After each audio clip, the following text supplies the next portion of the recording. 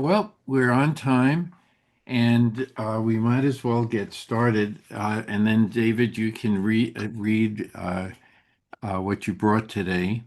Baruch atah Adonai Eloheinu melech haolam asher kitshanu b'mitzvotav v'tzivanu la'asok divrei Torah. Amen. Amen. Okay, So David, why don't you? today's poem is Okay, designed to be a humorous poem for children, and it's by Laura Elizabeth Richards. She wrote this in around 1930, and the poem is called Ella Telephony. And I added two lines at the beginning just for fun. Are you ready okay. for it? Once there was a telescope. Once there was an telescope who tried to use a telescope. Once there was an elephant who tried to use the telephant. No, I mean an elephone who tried to use the telephone. Dear me, I am not certain quite that even now I've got it right. However it was, he got his trunk entangled in the telephunk. The more he tried to get it free, the louder buzzed the telefeed. I fear I'd better drop the song of Ella Hop and telephone. That's cute. That's cute. Well, here comes Rabbi Miri, Hello, Rabbi and I'm Mir. just gonna get this put away so I have more room here. So, what we can do, we are currently on Deuteronomy 10, verse 1. 10, 1. 10, 1. And so, Michael, if you have it in front of you, or Donna, whoever has it first, I know David is still looking. I got it right here. Okay. Thereupon the Lord said to me, carve out two tablets of stone like the first. Come up to me on the mountain and make an ark of wood. I will inscribe under the tablets the commandments that were on the first tablets that you smashed, and you shall deposit them in the ark. I made an ark of acacia wood and carved out two tablets of stone like the first. I took the two tablets with me, went up to the mountain. The Lord inscribed on the tablets of the same text as at the first, the 10 commandments that he had addressed to you on the mountain out of the fire on the day of assembly. The Lord gave them to me. Then I left and went down from the mountain and deposited the tablets in the ark that I had made, where they still are, as the Lord had commanded me. From the Beeroth Ben Jachan, the Israelites marched to Mosiah, Mosera. and died there and was buried there. And his son Eleazar came priest in his stead. From where they marched to Gudgod, and from Gudgod to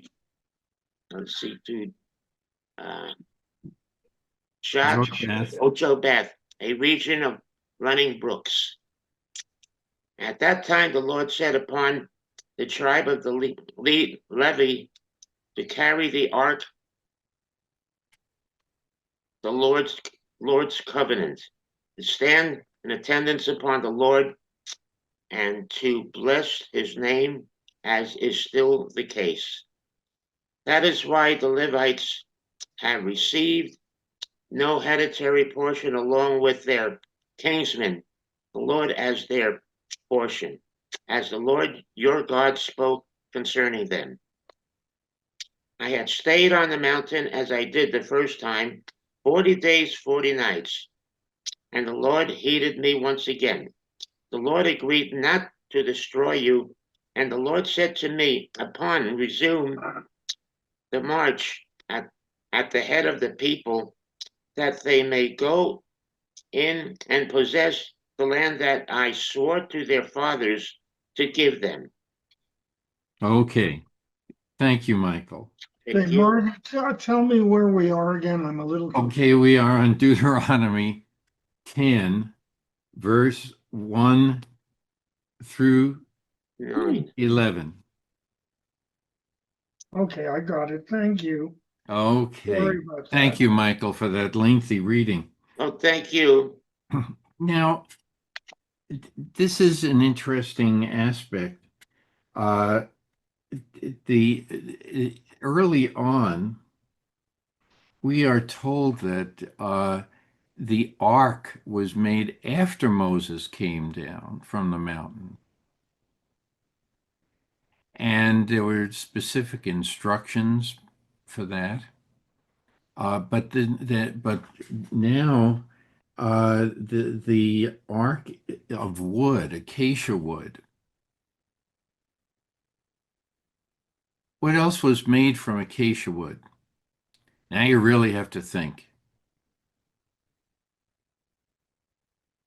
Oh, is anything that God wanted the Israelites to make, almost anything, is throughout the times of all the 5 books that we've been reading, the word acacia wood comes out over and over and over again. So I think to answer your question, it would be almost anything that was made out of wood. He specified acacia wood because it's so strong and durable and lovely, like the 2 acacia trees I have in my yard right now. It has a little give to the wood as well, And has some give. so it can be used to carry The ark. the ark. Right. Okay, so the poles were of acacia wood, and anything that was sort of holy. Maybe this was, you know, who knows? Maybe this tree was God's favorite tree. I don't know. But It really is yes. my favorite tree. Okay. Yes, Donna. Yeah, I'm also when they traveled with the temple, I'm wondering if they were used for the post Yes. too, to because they are, Mhm. yeah, for building. Yes. So it was all of acacia wood, and where wood was needed, as it was pointed out. So I think that uh, we, but in Exodus, the ark is constructed after Moses comes down. Hmm. So the sequence has changed a little bit. So, but maybe Moses did make an ark for up there, something that made it portable. Well, do you Bring those think stones also down. there was the first one, it was sacred, yet he damaged, he broke the Ten Hmm. Commandments, perhaps having that have happened, a new one needed to be built. uh, because it was for the original. I'm just speculating, of course. Sure, sure. Uh, we're told we were there at the time, but if so, I forgot all the details long ago. But but no, seriously, I think uh, this is Moses' recollections of things, and I just find it interesting. And that the Lord inscribed on the tablets the same text as the first. Okay. Now, pay attention. First of all, if you can find the first one I'm looking for, the first tablet. That would be It's in Exodus. I don't know the exact No, chapter it's not. verse. It should be here too. It may be towards the middle of Exodus or so.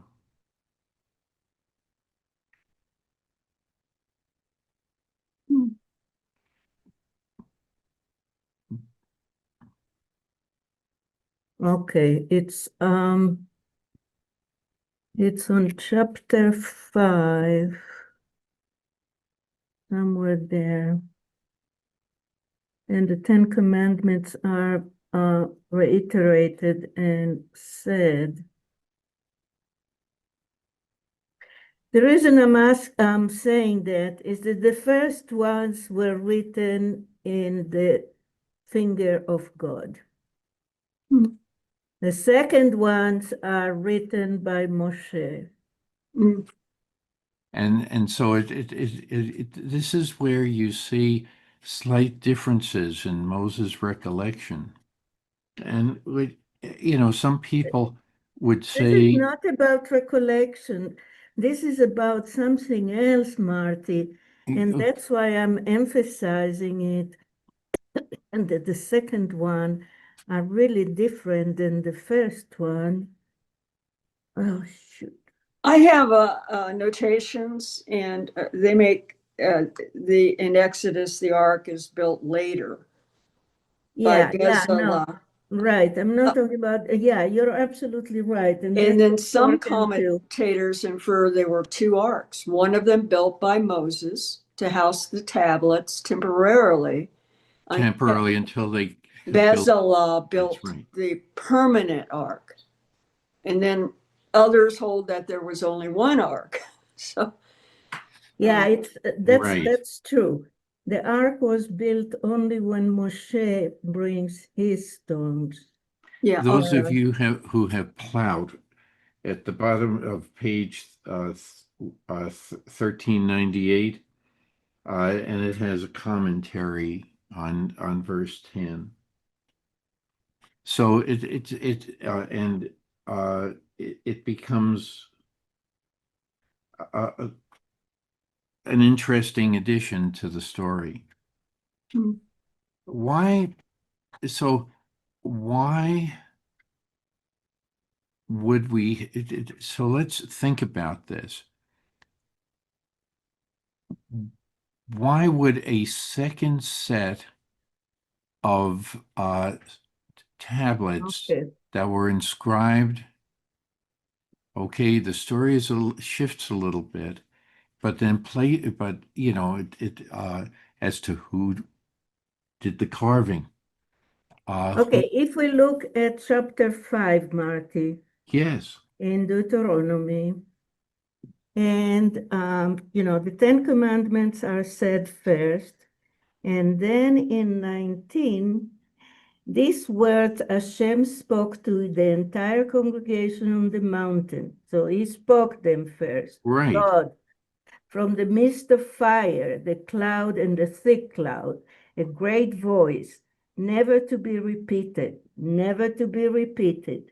And he inscribed them, God, inscribed them right, on 2 stones, tablets, and gave them to me, that Moshe now tells this is what happened. It happened that when you heard the voice in the midst of the darkness on the mountain that was burning in fire, that all the heads of your tribes and your elders approached me. Okay? And you said, Behold, Hashem our God has shown us his glory, greatness, and we have heard blah, blah, blah. So the first one is written directly by God. That's the story that Moshe tells. right, Okay. And those are those that he smashed. When I was in school in elementary or something, we were saying, why did he break them? And someone said, maybe they just dropped from his hands. He didn't break them. So that's what kids will say. Yeah. So after that, he tells that God told him to do those again. So, so those are different stories. You know, one is made by God directly, and one is made by a human. And so that's something that we need to remember. And there are certain words that are different in the Ten Commandments.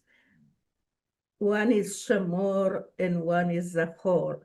Is keep the Shabbat You remember. and remember the Shabbat in the second one. So we see this.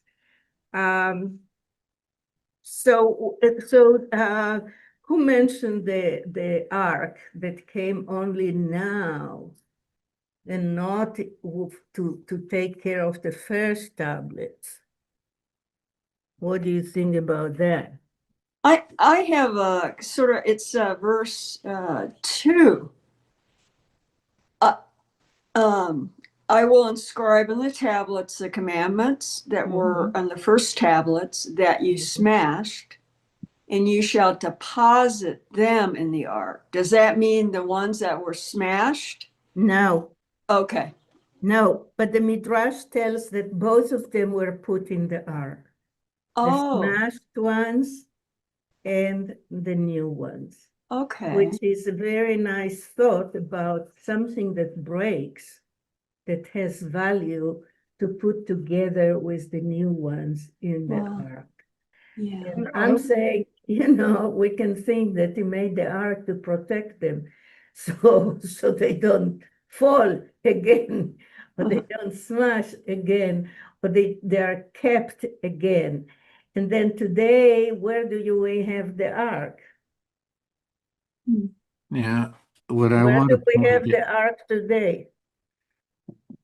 I what was I'd like to thinking that point out is the fact that you have two separate stories. And Midrash has been developed to try to blend the two together or to make sense of the differences in the story. I'm just gonna like to toss out an extra one. What happens to all of us? We're all in this age group where we don't quite remember the story and somebody else. It didn't happen that way. But we remember it a certain way, we think, at our age. Moses is 120 years old. Why can't we just give him a little leeway and say, okay, he's old enough that he's got the stories a little mixed up. I think that's wonderful that he got the stories a bit mixed up, being someone who's always mixing things up. But I would like to echo what Donna and Rabbi Miri had said about the first set of commandments, the ones that were broken. And like many months ago, we discussed all that at length, that they were carefully put back together again. Is it possible that the temporary ark was meant for the broken tablets and the permanent one meant for the restored tablets? But you're saying they were both put in both of the arcs, and I think you're correct on that. And thank you for saying that. Well, Yeah, it's not his memory, and it's an important thing. Because Marty, if he did the second one, it's because something happened to the first one. It's not that misremember. The first one was carved and showed the people, and then he comes down and he sees the calf, and he gets really angry and he smashes the tablet. And that's why he's going up again and carves again. And it says, and I went again for 40 days and 40 nights. It's not that they smashed for nothing, and it's not that they were not smashed, and it doesn't remember.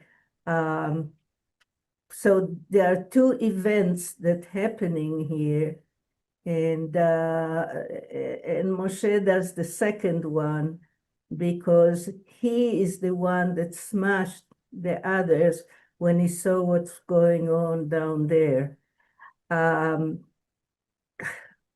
You can keep that thought that he just tells the story differently because he's old and he doesn't remember.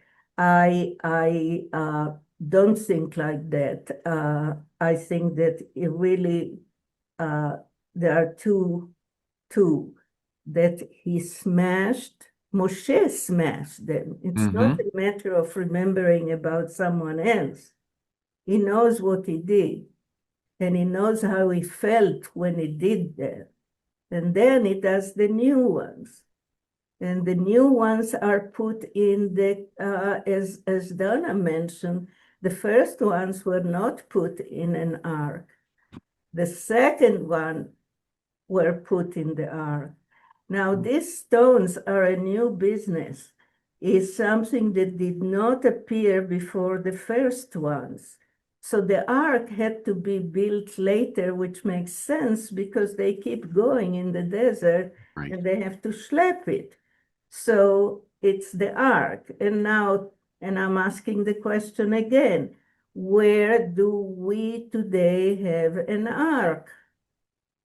Oh, in the front of, well, it's always up on the bema. It In houses the the Torah. synagogues, Yeah. right. And what do we have inside? I know we have that, don't we? We carry We that, have the ark, everywhere we go, the And what do we have inside the ark in the the shul? Torah. The Torah, uh-huh. the rules, and and all the stories are there. So we can say that's emulating the ark that he had when he had to walk from one place to another. And you can say, well, so they take care of those and they realize how important they are. Mm. So then when Indiana Jones go to find out the ark, that's what he is looking for.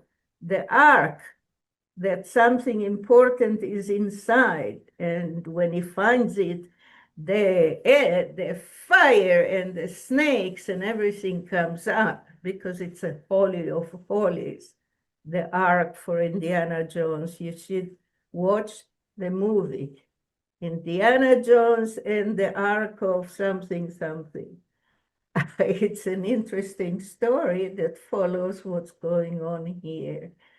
Uh, so there are two settings, and the rabbi said that the old ones were put there as well to remind, even more than the second ones, that you have to be careful in what you do.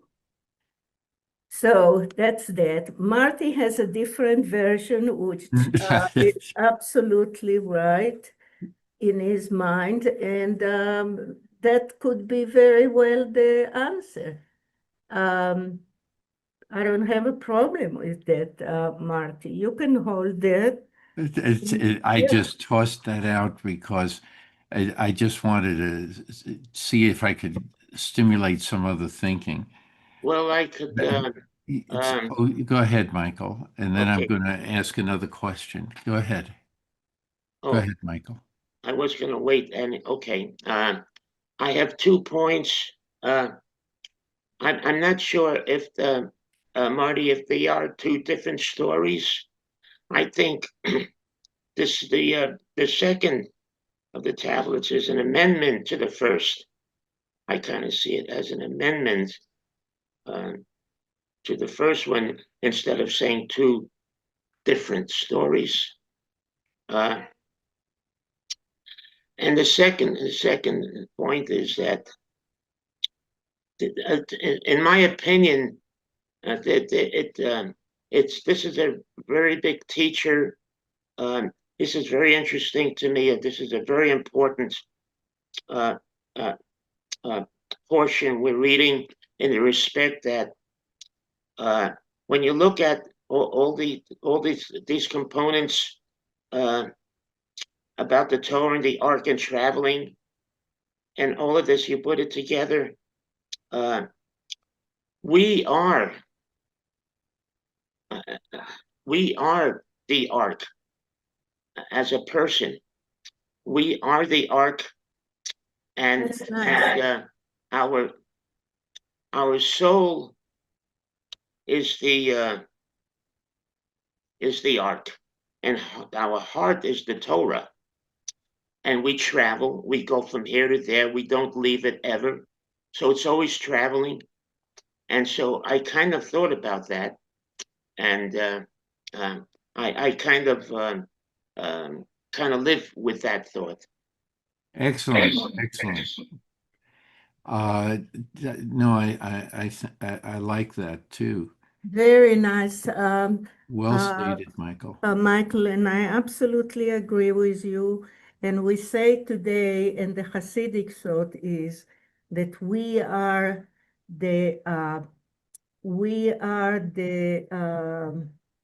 gosh, the temple. We are Hmm. the temple. And we hold inside what we hold. And it depends if we hold this or if we hold the other one. And yes, and we travel with this because it's inside us, you know. And yeah, we know stories about saving the Torah, the scrolls. Again, there's a great movie about that. Um, that this guy needs to save either his friend from the fire or the Torah from the fire. And he hesitates. It's one of those funny movies, but this sentence is, and he decides to save his friend. So even with the holiness of that, there is something above the scroll. But you're absolutely right. We are those that hold it. You By are the the ark. way, Yes. we are told that there are two trees in the Garden of Eden. And which one is chosen? The tree of knowledge or the tree of life? The knowledge of right and bad. Marty, you must point that it's not the tree of knowledge. It's the tree, and it's not Miri saying this. This Okay, is what's written. We must reiterate that to people, Marty, because people don't know. You know, but many people don't. The okay. tree of knowledge, good and bad. Right. Hmm. Hmm. Now here's another question. Can you think of another story about Moses where God has done the the miracle? I'm going to call writing the Ten Commandments as a miracle from God. And can you think of another miracle that God has done while the Israelites are in the desert? Manna, reed seed. I know what you mean. And Moses is there both times and is asked to take his rod and hit a Stone, okay. And what comes from the stone? water.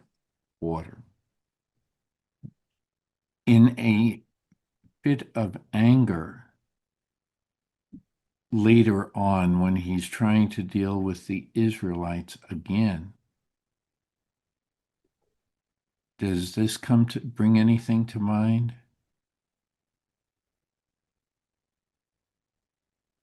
He hits a rock by himself without God doing it, and the water comes forth. It's the theme. It's I the think it's an same. important theme that comes all the way through That's right. That's right. these earlier books in scripture of temper. Moses had a fierce temper. God had a fierce temper. Most of us to this day have fierce tempers. And it turns out it's a lifelong struggle to control them. Sure. And it's kind of interesting and nice in a way. Like I'm not the only one in the world with a bad temper, but um, but it's nice that all that goes all the way back to Moses, and he was probably not the first person with a temper.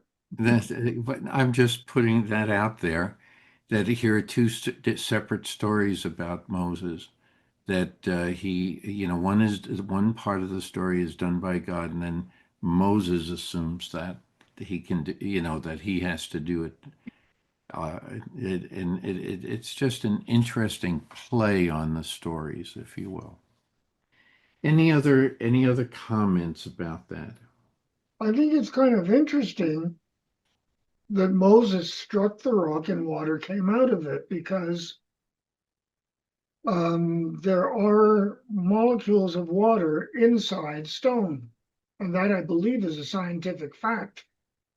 Oh, In certain stones, yes. Yeah. Yes.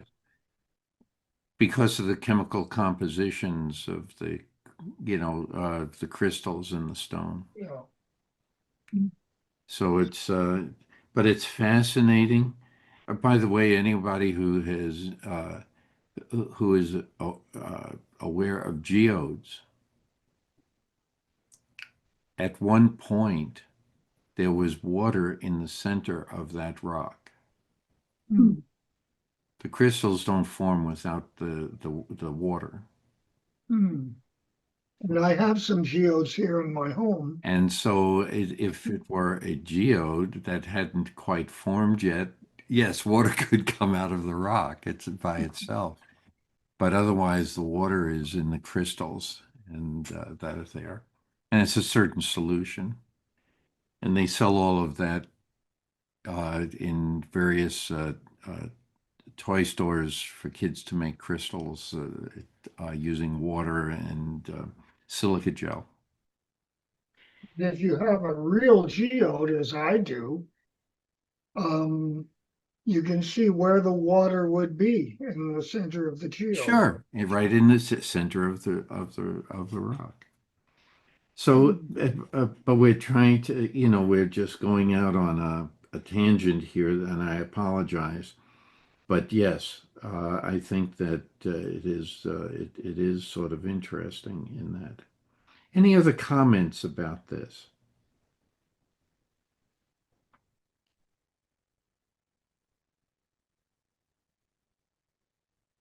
I, I I'd like to ask, besides if you will, the Ten Commandments that are written on the tablets, whether it's one set or two, depending on the midrash and like that. What else is in the ark?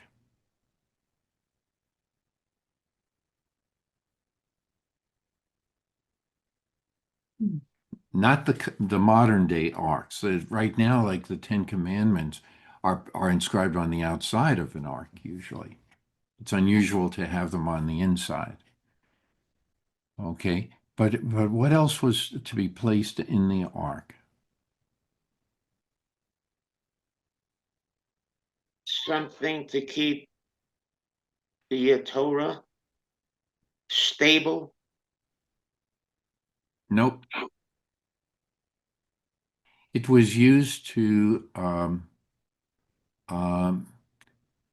to make snakes. It was used, and later on in the story, the rod. the rod. Very good. Aaron's rod. Okay. And so that is also in the original ark. Mm. And unfortunately, poor Indiana Jones doesn't get to see any of that. But as if at the end of the movie, the ark is entombed somewhere in we don't know where that warehouse is. Anyway, what about verse 6? And those of you who have Plout, there's commentary with multiple aspects to it. What about the uh, the sequence of events and like that?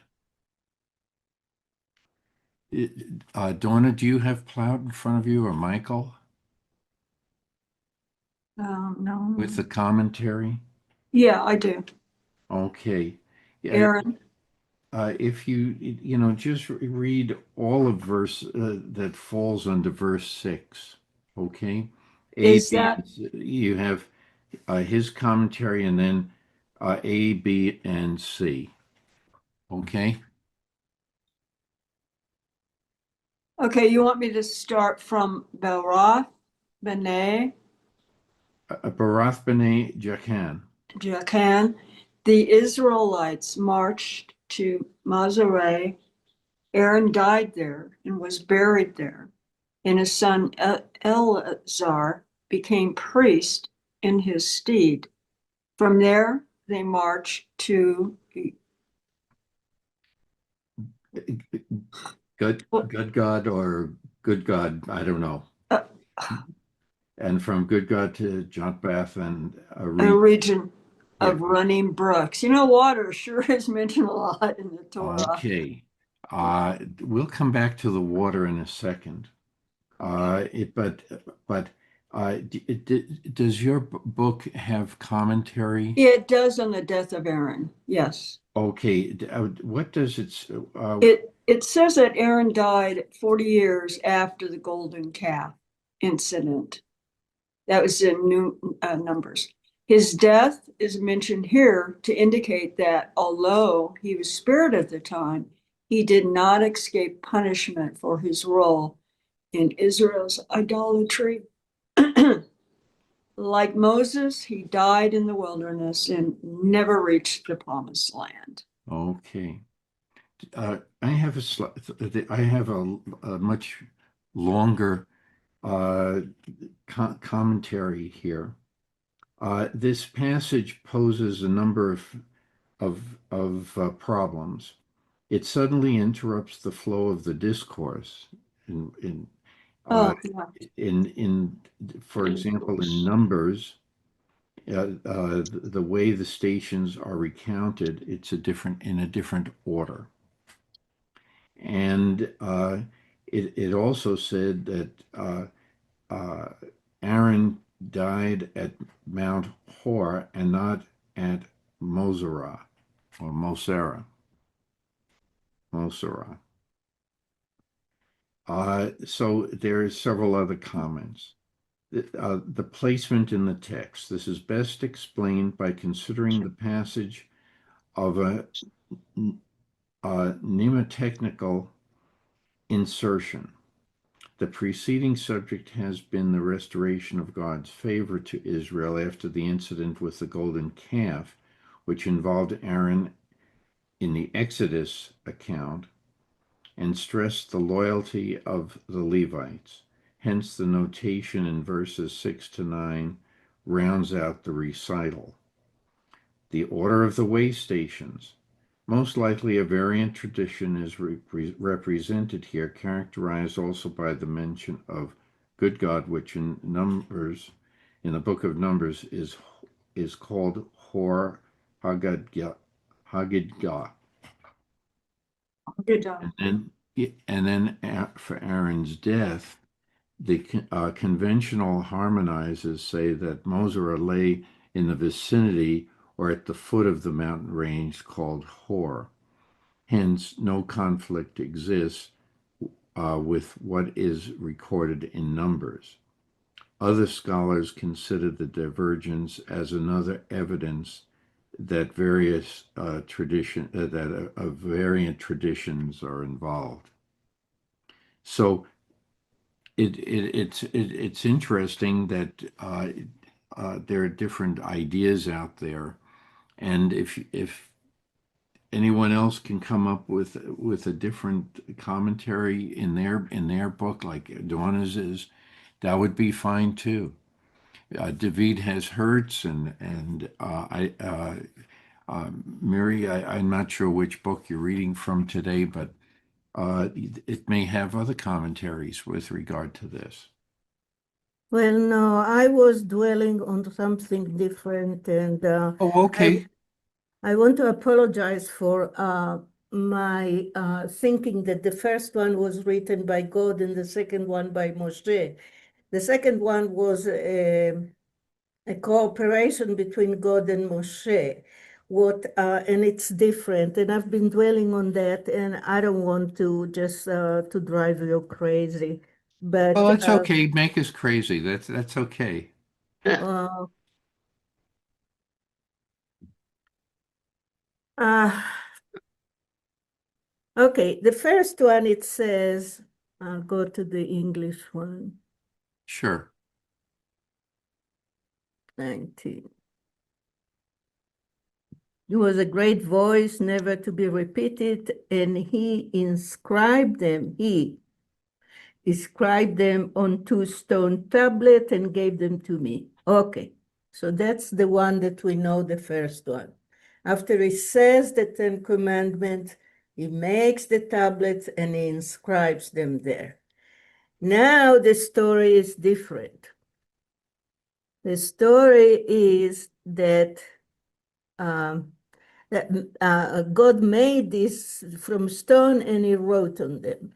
The second one is much more complicated, and that's why I had to read several times, because the Hebrew is challenging how it does with the vowels. You know, the vowels are Yeah. under the letters, right? There are no vowels in Hebrew. The vowels are just what we call the nekudot. It's just those signs that come Right. down the letters. So that makes a big difference. So this is what God says to him the second time. And this is in 10:1. And Hashem and Adonai said to me, to Moshe, carve for yourself 2 stone tablets like the first one. Remember, God carved the first time. So Right. not just write, but carved. And ascend to me to the mountain, okay? So come up to me with 2 carved, without anything writing on that. Right. And Just the we'll do it again. stones, That's right. just the stones. And make a wooden ark for yourself. And this time it tells him to make the ark. Before he didn't say that. So now we know that God knew that he's going to break them, and with an ark around them, probably it will be more protected. And I shall inscribe, that's God, Yeah. inscribe on the tablets the word that were on the first tablets that you, Moshe, smashed, and you shall place them in the ark. So now we have God write, so it's both of them. Moshe carved the stones, whatever, polished them or whatever he did, and God inscribes of them what he inscribed the first time. But this time they put it in the ark that God told Moshe to make and to bring up. So it's now that these stones are protected, they are not open. They are not like the figures that we see in art, in which Moshe is standing with the stones. Remember that one? Every sculpture and every painting, we see that. At this point, Moshe goes down with the tablets that are inside the ark. Hmm. Wow. And I shall inscribe the tablets in your gorgeous, blah, blah, blah. So I made an ark of cedar wood. That's the first thing he makes. He makes an ark. And carved out 2 stones. He carved the stones. He doesn't write on them. Oh. 2 stones tablets like the first one, just the shape of the first one. Then I ascended to the mountain to these two tablets in my hand, and they are tabula rasa. Maybe it comes from there. Huh. Tabula rasa, nothing is written on them. And he, God, inscribed on the tablets according to the first script. It's not an amendment, Michael. It's the same thing that he wrote. The 10 statements that as Adonai spoke to you on the mountain from the midst of the fire. Because we heard that first God speaks to the people, and the tablets come after. It's like if I'm a politician and I give a speech, blah, blah, blah, blah, then I'm going to write it because we say if it's not written, it doesn't exist. So it's recording it. Today will be a recorder. Right. So you can check what is said. So then I inscribe them just like the first script, the 10 statements or commandment as it's called in English, that Hashem spoke to you on the mountain from the midst of the fire that day of the congregation, and Hashem gave them to me. So God inscribes, writes down, and returns this to Moshe, who puts it in the ark, and that's what he brings down the second time. Hmm. I turned and descended from the mountain, me, Moshe, I turned around, descended from the mountain, and I placed the tablets in the ark that I had made, and they remained there as Hashem commanded. Okay?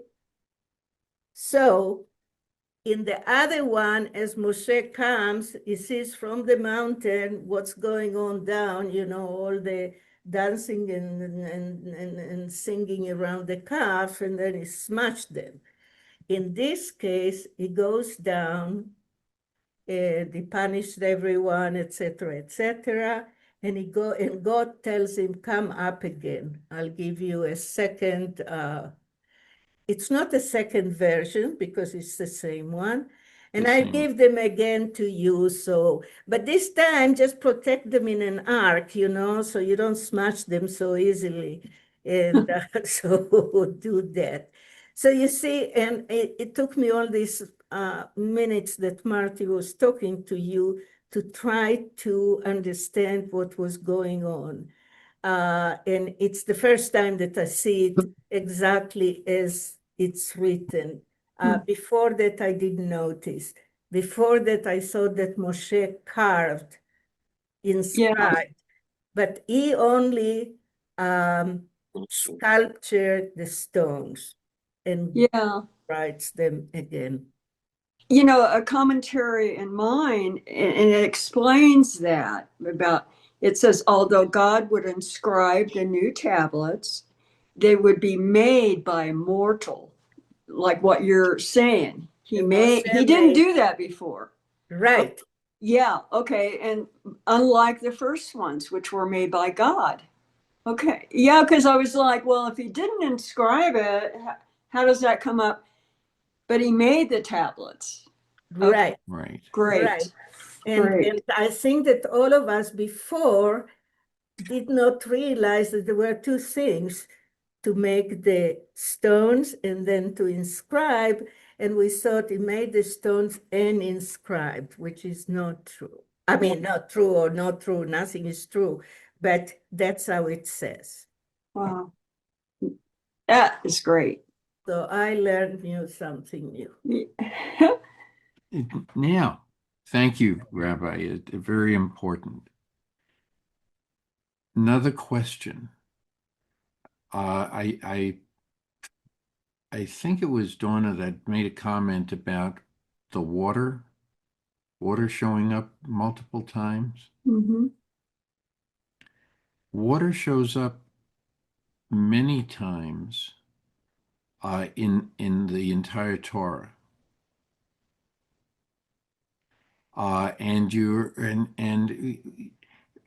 Many times it deals with either the patriarchs.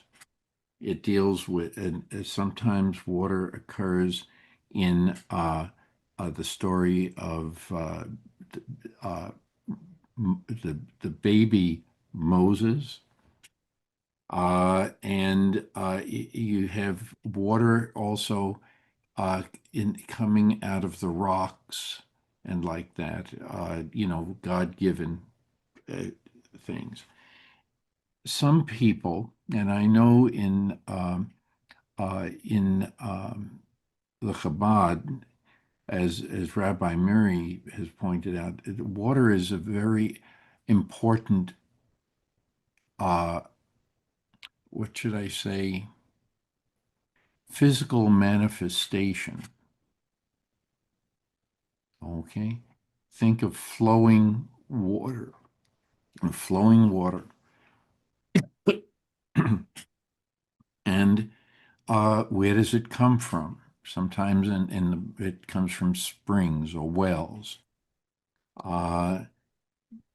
So, Rabbi Mary, if I assume you understand a little bit with the Chabad, with what is their comment about the flowing of water Well, I Well, don't know if from it's the Chabad spiritual or, standpoint? yeah, well, people analyze that, not Dafka Chabad, but the thought is that water is life, Right. or water is Right. Torah. And if you remember the first plague to Pharaoh, which one is it? With the blood? The The first blood plague, what what? happens Yeah, the blood. when the staff is, Oh. What tacked onto happened there? The something? first plague is what? The blood and water, wasn't it? Yes, Exactly. All the water exactly. is turned to blood, and there is no, they cannot drink, they cannot feed the animals. It's death. So that's, yeah, and all those that Marty mentioned, and it comes again and again. Now, when you want to purify yourself, like women, which Mhm. according to the Orthodox, unfortunately claim that menstruating is impure, they have to go to the Mikvah. Mikveh. mikvah That's right. after when they finish the period, and they have to go before their wedding, and men go before Shabbat, and the water is a purifying thing, and it's life. And metaphorically, they talked about Torah, water as Torah as well. It flows, it's never the same, just like I discover something new in the water. Michael. Yes, Michael, go ahead. yeah, I was going to say more or less the same thing as Mary was just saying, but I believe when exploring the universe, looking for planets, I think the first thing if they look for is water, Mm. Right. I Hmm. believe. Right. And uh, um, God is demonstrating that water uh, is coming from many, many sources to demonstrate life. And that's what I was going to say before Mary said that the purposes of water is is so important that it goes beyond life, where water is used for purification and so many things that we should not lose sight of the importance of water, Right. because we would not exist without it. Correct. So God is um, uh, demonstrating the overall importance of water. Good Yeah. point. Yeah. But, also the water, it can give life and it can take life.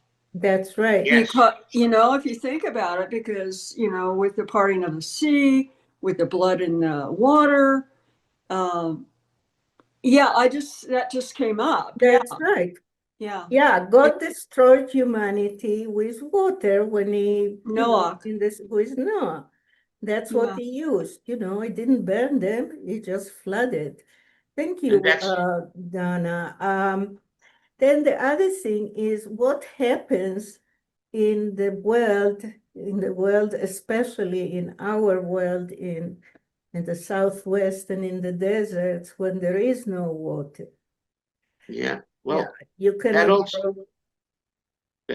that also, Donna, what you just stated was demonstrating the power of water. Mhm. Exactly. The Yeah, power of water, it could it sustains life, and like you say, kill. And look at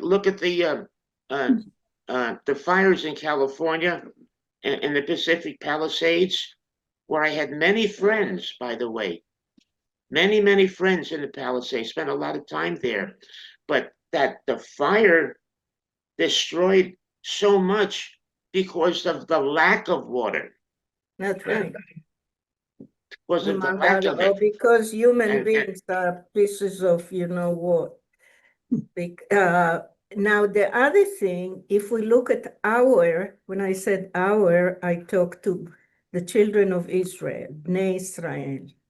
When you look at the story, and I'm going to teach a class, well, I don't know if there are participants, you are very welcome to register for it, about the story of Joseph. In the story of Joseph, if you remember, Joseph is already in Egypt and he made all the miracles and blah, blah, blah. And how come that we, the children of Israel, were residing later on in Egypt? Do you remember that story? Could you say that again, Rabbi? How come that we reside before we became slaves, but we were there? How Right. did we come to Egypt? Or why? Let's figure out. There's a drought in what we would call the land of Israel, but at that time, uh, Wherever they were. that's right. And Jacob goes to. I'm shortening. This is a very short story. Goes to Egypt when he learns about Joseph being still alive, and they go to reside in Egypt. Joseph invites Yeah. them to And there live is, there. yeah, the story goes again and again, but as you say, Jacob sends his children to Egypt because there is a drought where they are living. And he knows that in Egypt, uh, Mr. Joseph and the Pharaoh collected enough food in the good years to keep for the drought time. And so here we go again. The story of our people is based on the fact that there was no water. Mm. There was no water, and they go, all the story, you read by yourself because Right. it's a great story. I advertise this story as a story of jealousy, love, and revenge. It is. So if you want to come, I'll send you the That's brochure. right. In any case, that is what drove us in the rest of our story. We arrive in Egypt because of lack of water, Hmm. basically. But and this is excellent, an excellent explanation. I want to add just one thing. When we think of water, also I had mentioned before that there's a spiritual side to it. And we got into a discussion, but that's still the more physical side of cleansing with water and things like that.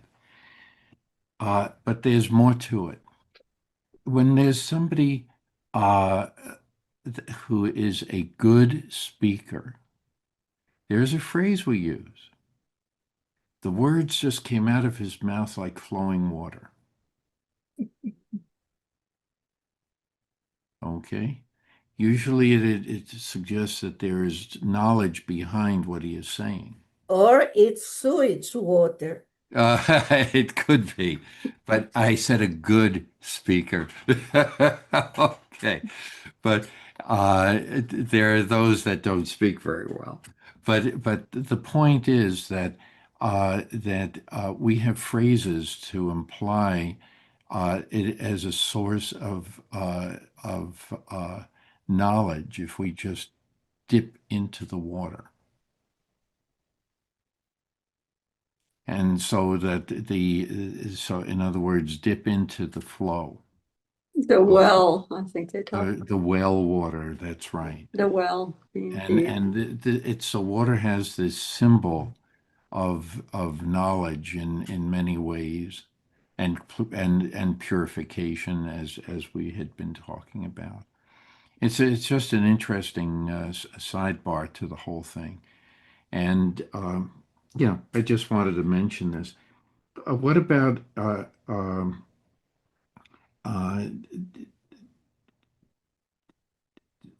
so the verses 10 and 11 are probably self-explanatory. I don't think we have unless somebody wants to uh, make mention of things. There is something I wanted to point out about the duration of prayer. Uh, it's very easy to say, help me, 2 words. But when you're praying on behalf of others, for others, that prayer is a longer prayer because you're going to mention names, and places, events, things like that. And some people rush through a service. They want to see it done very fast. And others will see something written and it sparks an idea that they want to pray about something. Well, Go ahead, Michael. okay, thank you. I light my Friday night Shabbat candles every Friday night. I do it with Betty, Mm-hmm. and it's long. Yeah. It's not short because there's a lot of things that are involved. Uh, People that are close friends. There's health involved, security for everyone. Uh, the Israel, the uh, uh, the wars, the the uh, um, the safe return of the IDF soldiers, uh, and then the United States and the military people of the United States. There's a lot of stuff there for me, and I can't shove that off in just a few words. It may take 5 to 10 minutes to get through the whole thing. So sometimes a longer prayer for yourself may go not just a long way, but in time, but in distance as well. Before we go on, though, I wanted to mention something regarding the idea of learning and speaking and flowing as water. Reminds me of Alexander Pope. A little learning is a dangerous thing. Drink deep or taste not the Pierian spring. And that poem goes back to the idea of the water. Right. The spring of life, yeah. Yeah. I want to go back to something that's also interesting, and Sure. it's not what was before, because this is a recounting. This is an interesting thing. If we go to verse 9, if someone would like to read, please.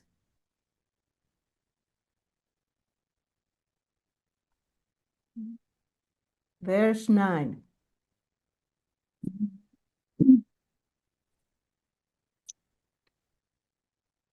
That is why the Levites have received no hereditary portion along with their kinsmen. The Lord is their portion. Okay, what does it, As, yeah, stop. yeah, Okay, what does that mean?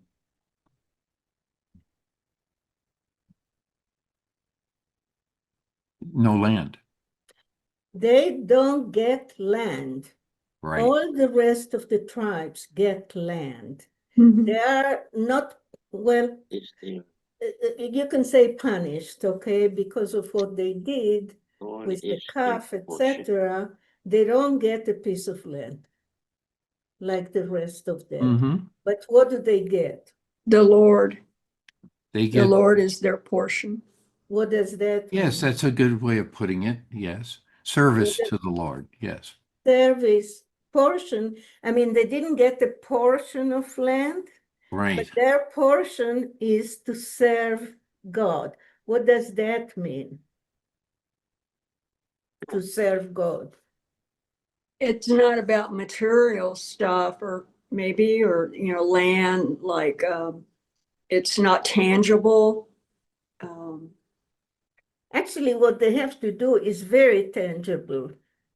Oh, all the stuff they had to do? Yeah, Yes. okay. When if you have Setting to go everything back up. to the word itself, to serve, what does it mean to give? To serve God, what does it mean? They don't Means get to, land, but they get a portion serving God. That's what they get, yeah, not land. Well, what does it mean, serving God? to give of yourself. Well, doing what? Whatever God wants that Well, done. you're doing the sacrifices, but you're Exactly. They work in the temple, guys, and they clean all the crap and blood that's yes, left. They don't do the sacrifices. The chief does that, but they clean up. They maintain the temple. right, They are in charge of the temple. They are what today we call the shamash, the person that takes care of it. They clean up and they go everywhere in the temple because they have to clean it. They have to arrange it. That's their job. So it's interesting that it's called serving God, but basically that's what they do. Serving God is serving the temple in real, doing something for real. right. Hmm.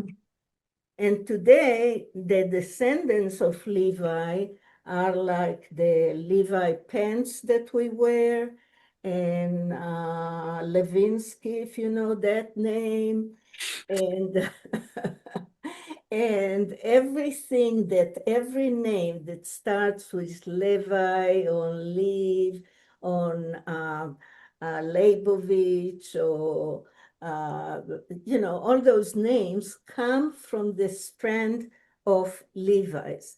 And actually, when they did what it's called, this not syndromes with the DNA, the something that they tried to find out who's from whom. They didn't find who's Jewish, but they did find who comes from the Levites, the Wow. Kohanim. Yes, the That's genetics. That's right. what it's called, the CC something. Anyway, yeah, when they discovered that coming from Kohanim, which is the Levites, goes really, really, really back, and they remain with that name.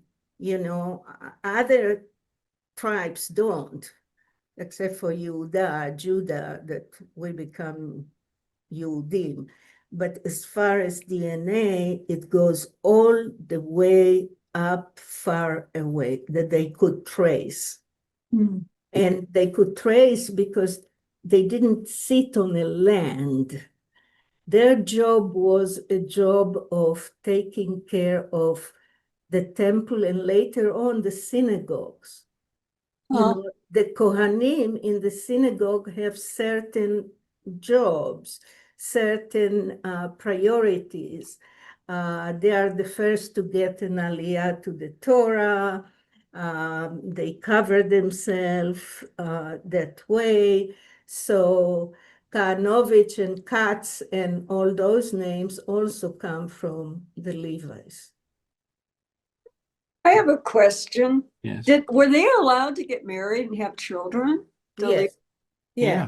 We don't have in our tradition anything like abstinence. How do you say the Uh, word? Abstention. Celibacy? Celibacy is the word of Yeah, no celibacy in Judaism, not Oh. whatsoever. Oh, okay. They Huh. can have no sex during certain times if they become Nazarites in that time, but it's just for a few whatever time. No, we believe in sex. Populating.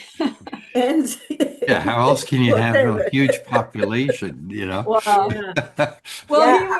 he would be great around the house if he does all that cleaning Yeah, and organizing. look at Miss Levinsky. Uh,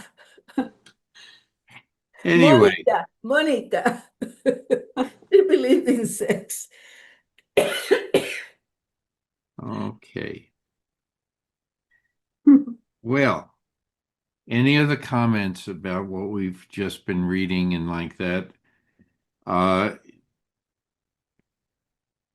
We are on verse What I'm 12. going to suggest, I was hoping that we could finish this section, but I don't know. We'll see. We'll see how far we get. Uh, who would be up for reading?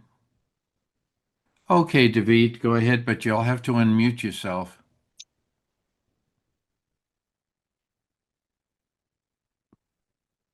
Yes, I am. Okay, thank you. Thanks for noticing that, Marty. You're welcome.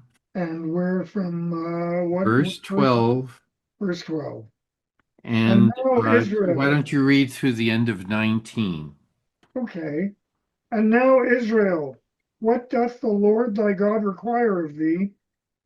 That but to fear the Lord thy God, to walk in all his ways, and to love him, and to serve the Lord thy God with all thy heart and with all thy soul, to keep for thy good the commandments of the Lord and his statutes, which I command thee this day. Behold, unto the Lord thy God belongeth the heaven, and the heaven of heavens, the earth with all that therein is. Only the Lord had a delight in thy fathers to love them, and he chose their seed after them, even you above all peoples, as it is this day. Circumcise therefore the foreskin of your heart, and be no more stiff-necked. For the Lord your God, he is the God of gods, and the Lord of lords, the great God, the mighty, and the awful, who regardeth not persons, nor taketh reward.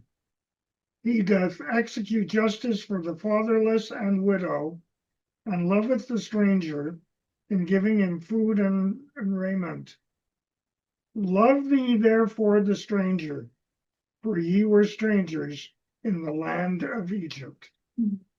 Thank you, David. Any comments about verse 12? Verse 12.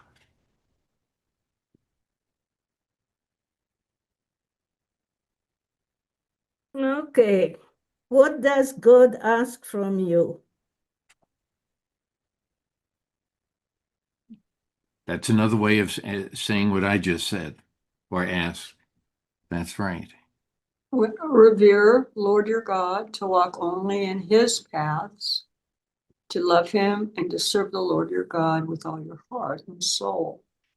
Does that remind you of anything that you read every week every day, actually.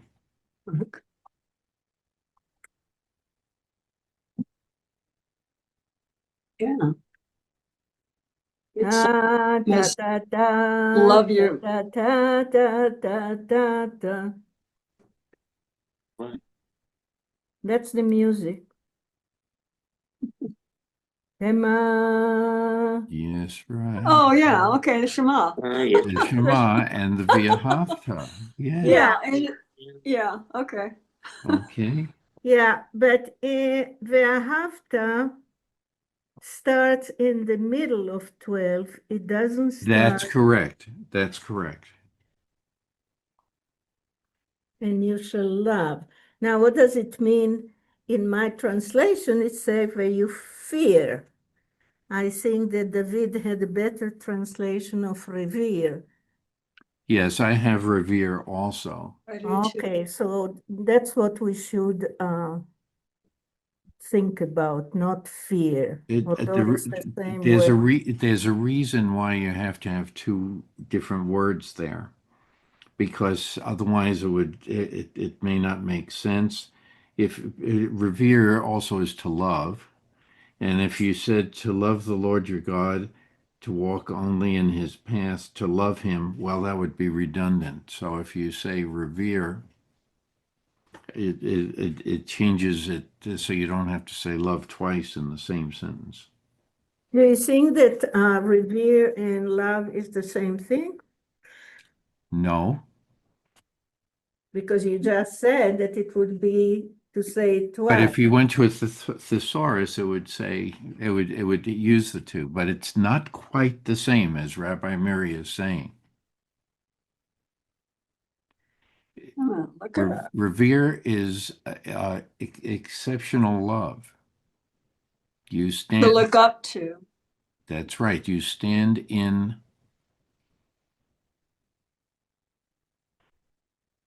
In awe. awe. In awe. I love that word. You stand in awe. Right, right. Okay. So the rest of this is what how to think of it, that you're going to try to emulate what God has told you to do, what God has to do. So you're walking in His paths. What does that mean? This is what Rabbi Miri is getting after. What Nah. the, what is his what are God's paths? It's more than love, because when you talk about revere, it's almost like adoring someone, Yes, Right, right. adoration. Yeah, a Yes, worship of someone. yes. yes, it But is it's also fear. And in Hebrew, correct. That's it's why I the use the same word word. awe. That's right. So I just listened to a very good podcast that I always listen to. And he talks about when you do something from fear or you do it from love, what's the difference? You do it, you do the same thing. I mean, Michael does light the candles every Shabbat. Does he do it from love or does it doing from fear? Well, fear implies in not doing it personally. Well, he does it personally. Does it? Okay. He lights the candles. So, Michael, do you do it from fear or from love? Both. What's your fear? The fear is that you will be punished Mhm. if you do not obey God. Hmm. The love is by saying it, and hopefully God will bless you by keeping you safe and keeping you healthy. Okay. So it's a bit of both for me. That's interesting. Yeah, and fear means, if I don't do it, I'm going to be punished, as Michael said. But then he said something that's interesting and we should think about. If I do it from love, I'm going to be blessed and I'm going to be this and I'm going to be that. So, so why does he do it? One, not to be punished, and the other one for what? Well, I don't want to take it for granted that I would be blessed, but nevertheless, the thought could be there. Right. So the second thing that he does what he calls love, but it's not pure for the sake of love. It's because I know that if I do it from love, I'm going to be blessed and God will love me and good things are going to happen. So, when you love, let's say that you love broccoli. You love broccoli because it's tasty and I love to eat it. But I also can say I eat broccoli because it's going to give me vitamins and I'll feel good. So there is a reason for that love. There is a reason for fear, and in that case, there is a reason for love. I love my children so they'll take care of me when I'm older. Well, I love my kids because I love them. I don't have a reason. Sometimes I don't have a reason to love them. But the issue of love, and this is really personal to each one of you and the world. What does it mean? I'm struggling all the time about what does it mean. Does it mean to take care of someone? Like I love my baby, so I feed him and I rock him. Does that is love, or it's something else? I don't know. I don't have an answer for that. But what I'm pointing out is that both of them have a result that I expect that will happen if I do it. If I do it from fear, it means that I'm afraid that I'm going to be punished if I don't do it. And the other one is that I'm going to achieve something that I want, that and I want to be healthy. I want to have vitamins. That's why I love broccoli, or I eat it. And it's almost like so common now too. I love you.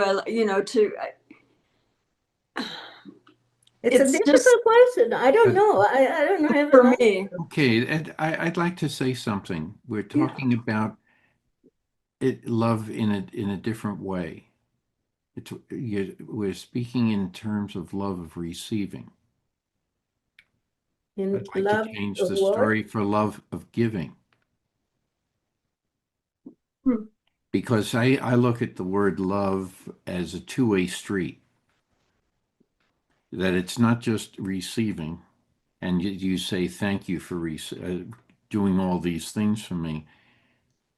That implies I now have, for whatever reason, to give back love to help someone else, for example, or to a spouse, fill in the missing pieces that the spouse may need, both physically and spiritually.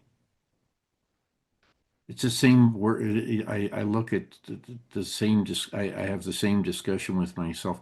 What does it mean with the word to serve? It's not just to give to God, it's to give to other people and give to yourself.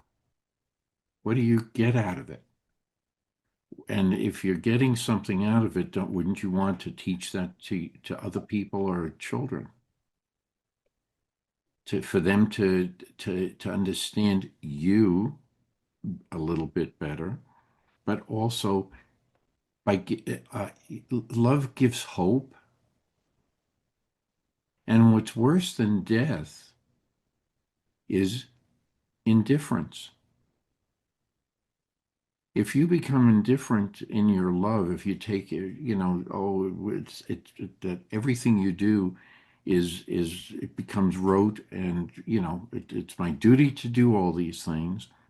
You're still becoming indifferent to the fact that you're now doing things out of a ritual, and you can easily lose a few things that love implies. Love gives you hope. And what you're saying is that another way of putting it is that if I don't fulfill these things, you're going to lose hope in me. And that's a two-way street. If you don't do these things, it's following my footsteps, basically, and my teachings and things like that. You're turning your back on me. And you're saying, I'm doing these things, dear God, so that you don't turn your back on me and become indifferent. So you expect something as you say that. That's right. And that's the Is it hope. true? And that's the hope. Well, Okay. let's say, and people say, a psychologist will say very much, you need to love yourself. What does Yes. that mean? Yes. What's You have to that? love. Yeah. Honor? Honor is incorporated in this Honor. as well. That's right. There are other Accept. things that make. I'm going to toss out a few words. Responsibility. Okay. Caring. Helping. And you can come up with other words too that tag along with the word love. And all too often, we think in terms of love as what we receive. The person loved me,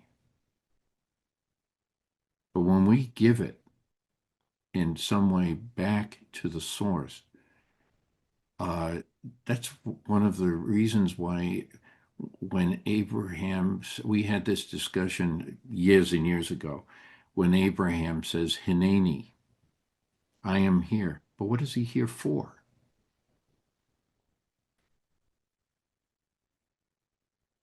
I'm here. I'm here for what? That you noticed me? No, I'm here and I will look after you too. So I tend to look at it a little different, than what, it's what we give.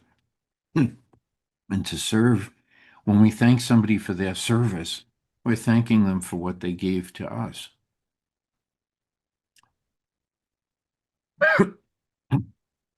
So think about it. I'm just putting it in a slightly different framework for this reason.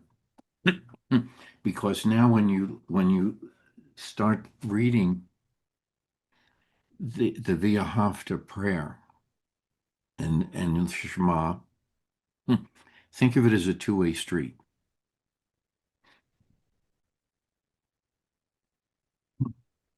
That's all I'm going to say. To open any other discussion. Well, we are out of time now. So I need to leave. I'm sorry. Okay. So I just feel that thank you, Mary, for all that you gave today. Yes, thank you. You're very welcome. And it is 11:30, so. Okay. But if anybody, Okay. So I'm sorry, I forgot about the time. It's okay. I'm going to take off too. It was Okay. great. This was a great study today. Okay. Yeah. Thank you very Thank much, you. guys. Okay, Okay. thanks. Thank you. Hey, Hold on, Michael. Don't go yet, okay? Okay. Okay, see you next week. Okay, thank you, Rabbi. Thank you. Thank you. Okay, Thank you. take Be care. well, everybody. Shabbat shalom. Shabbat Be shalom. good, fellas, and Yeah. hope I see you next week. And